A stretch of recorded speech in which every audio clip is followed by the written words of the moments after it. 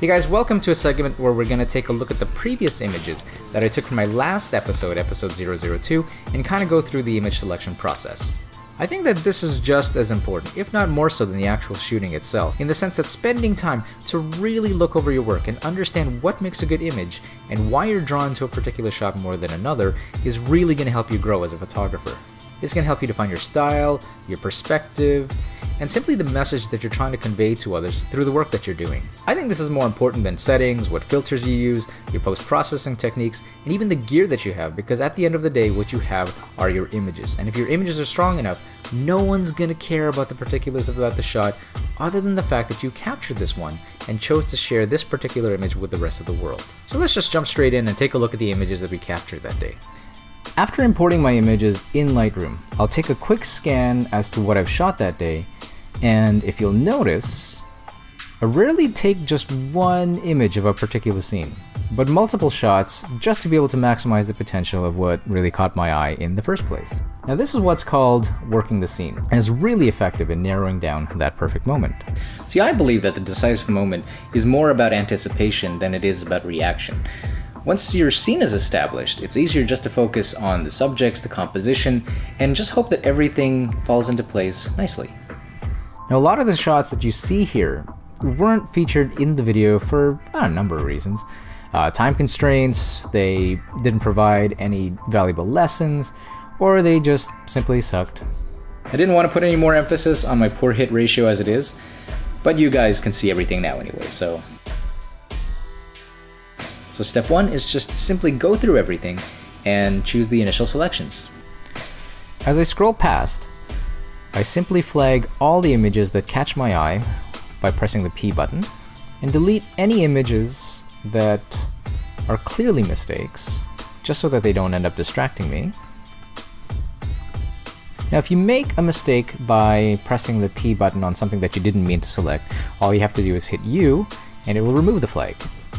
So I'm going to keep going and flagging the images that catch my attention.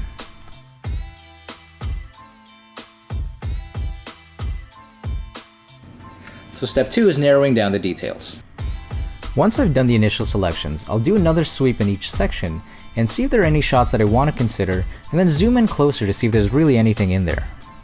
So here in this scene, I find that the bright yellow wall is a bit too overpowering, and everything that's filling in the right side of the frame isn't really doing much to contribute to the characters on the left side. I think the closest one that had the greatest potential is the one where there's a little bit too much of a person cluster and there's a pole sticking out of this woman's head.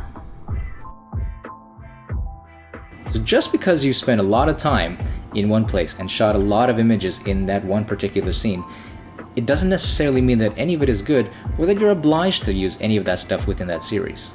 In this example here, I was initially attracted to the shadows being bent on the pavement, and was really hoping that I could get a nice, clean shot of someone fitting into one of the geometric shapes, but none of them worked out the way I really wanted them to. So I'm not really going to consider any of these images worthy enough to spend any more time processing. Oddly enough, the one frame that I kinda liked was this one here with the matching hooded kids. Now, this goes to show that although you might be going in for one concept, that something that you hadn't considered could cross your path and give you something else interesting instead. So same goes with this sequence here, where I like the way the line in the middle ground is lining up almost perfectly with the building in the background to create this really surreal, like 2D effect. Now I wanted to see if there was any foot traffic coming from various directions to create something with a little bit of depth, but I failed to notice that even if someone were to be coming around this area here, that there wouldn't be enough light in the background to light them up, so pretty much this entire sequence was a bust. What I liked about this sequence here was the potential for each person to occupy the various sections in the bus shelter, but this was the closest I got to what I really wanted. Even still, the gestures and body language isn't really that dynamic in any of them, and the ones where they're the most interesting, which is here, you've got a car kind of like overlapping the scene, and it kind of ruins it. So again, I think this entire sequence is gonna be scrapped. Do you guys remember this moment? This sequence has a lot of potentials and a few images that I actually do like, but in the end, I really just gotta choose one. Sometimes if you have a hard time choosing your selects, it helps to have a second set of eyes to help you out. What do you think? You're no help. What should I pick? That's not helping. Okay, down you go. Okay, that's it. Thank you.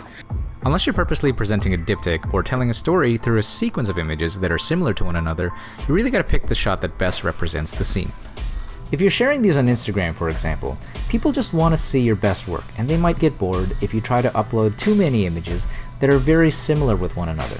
The exception might be if you're sharing multiple images in a single post, which is new to Instagram, and a great way to share outtakes, or a contact sheet type of effect to show the images that kind of came before or after your initial select, which might actually be interesting to others. I mean, if you're like me and are the worst when it comes to being indecisive about choosing images, this exercise will hopefully help you narrow things down.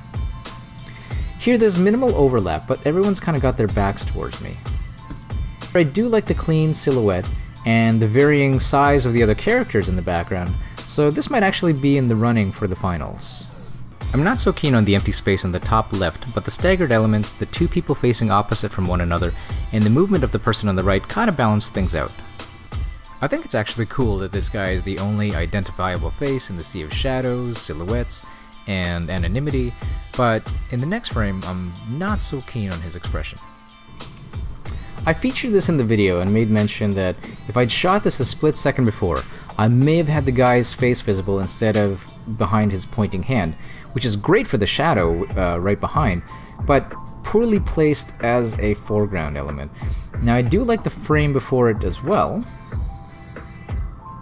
It's kind of neat how like the guy looks like he's in the hood of the foreground person, but other than that, the overlap on the right, in the middle, right here, with these two characters is just a little bit too distracting for me to consider. So here I think this frame is the best of the sequence between these two people facing one another, because in the frame before, the shadows aren't really clean, and in the frame after, there's a person right in the middle, which kinda doesn't give each character enough breathing room, and looks a little bit too clumpy, even though the overlaps aren't really all that bad. That one's okay. I chose this one over the frame before it, only because the facial profile is a little bit more defined, but the figure's too close to the edge of the building, and by taking a few steps to the right, I would have been able to remedy that poor placement. And also kind of covered this thing up as well. People carrying stuff awkwardly is a bit of a street photography cliche, but it can work sometimes. And the reason why this frame doesn't work primarily is because of the empty space I have all on the right side here. So to narrow down the select to just the flagged images, I'm going to push this filtered flag button here, which allows me to see just the images I had selected. Okay, so when we narrow down the selects from here, we have a bunch of potential images that aren't really bad, but if I were to cut it down to 2, I would say it would be between this one and this one. So I'm going to mark these as red, and just for the sake of it, I'm going to narrow it down even more, so we just see these two. Now that I've got these two side by side, I want to take a closer look at the details, and also take a look at the thumbnails. I find that when I take a step back and take a look at an image, the more clear the elements are, the stronger the composition is. And in this case, I think that both of these have strong thumbnails, but if I were to choose just one, I would probably go for this one here. I kind of like the varying sizes of the shadows in the background, and I like the details in the man's face, although the facial expression isn't the most flattering and it's not really the most sharp, but that's not a big deal. And there's overlap between the shadows between this character here and these people here, but it's not that distracting.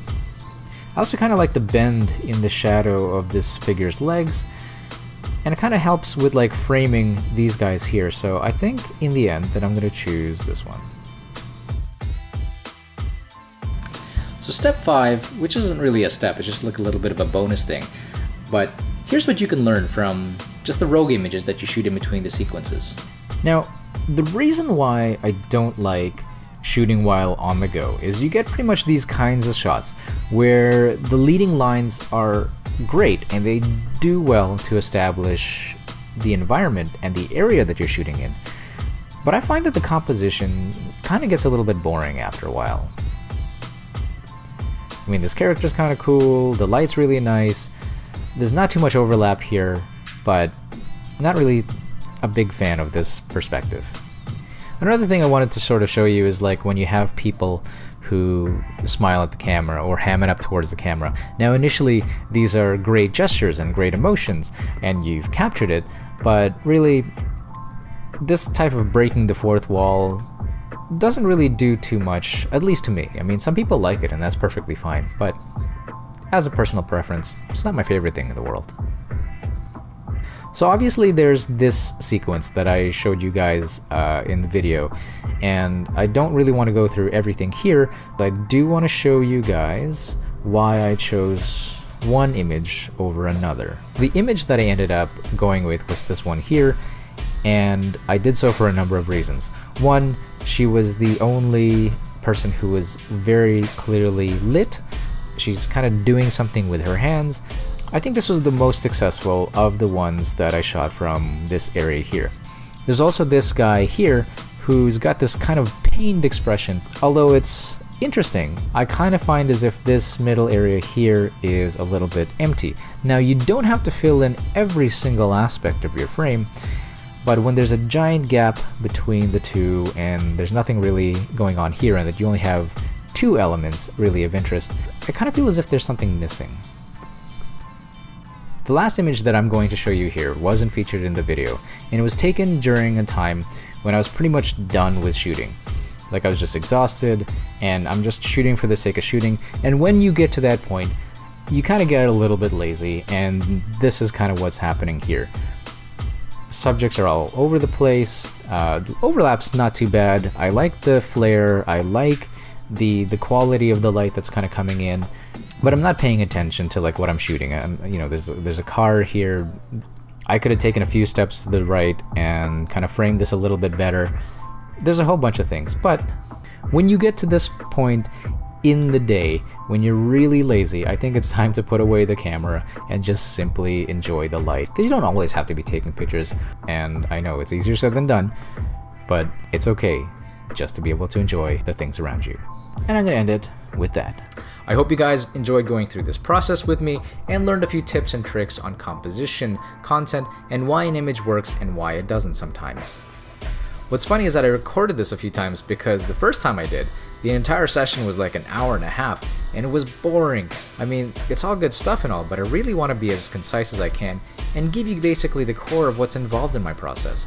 In the end, you have to remember that art is subjective and dependent on the interpretation of the individual. So take these notes with a grain of salt and remember that what might work for me might not necessarily work for you, and that's okay. Sometimes I just kind of find it interesting to watch someone do their thing because it helps me realize what my own personal preferences are. So remember, if you guys enjoyed this and found this helpful or informative in any type of way, please like, subscribe, and leave a comment. Let me know if you guys think I made the right decisions in my selections or if you would have done anything different. I think that opening these types of things up for discussion is a great way to share knowledge amongst one another, so let me know what you guys think. I'm working on the next episode, but I need to go to different parts of the city for this one, so it might take me a little bit longer to do, especially considering the fact that this episode needs a lot of sunlight. So until the weather cooperates, I'm going to see if I could bring you guys more of these types of episodes instead. So until then, shoot first, post later, and I will catch you guys next time.